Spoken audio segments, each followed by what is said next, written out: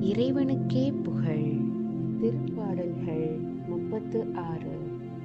மானிடரின் தீய குணம். பொல்லாரின் உள்ளத்தில் தீமையின் குரல் ஒலித்துக் கொண்டே இருக்கின்றது. அவர்களின் மனக்கண்களில் இறையச்சம் இல்லை.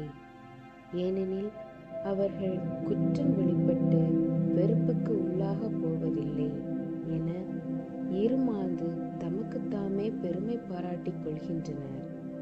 அவர்கள் வாயின் சொற்கள் தீமையும் வஞ்சகமும் நிறைந்தவை. நல்லுணர்வோடு நற்செயல் ஆற்றுவதை அவர்கள் அடியோடு விட்டுவிட்டனர். படுக்கையில் கிடக்கையில் அவர்கள் சதி திட்டங்களை தீட்டுகின்றனர். தகாத வழியை உறுதியாக பற்றிக் கொள்கின்றனர். தீமையை புறம்பே தள்ளுவதில்லை. இறைவன் உங்களுக்கும் உங்கள் குடும்பத்திற்கும் அமைதியையும் ஆசீர்வாதத்தையும் அருள்வாராக. ஆமென்.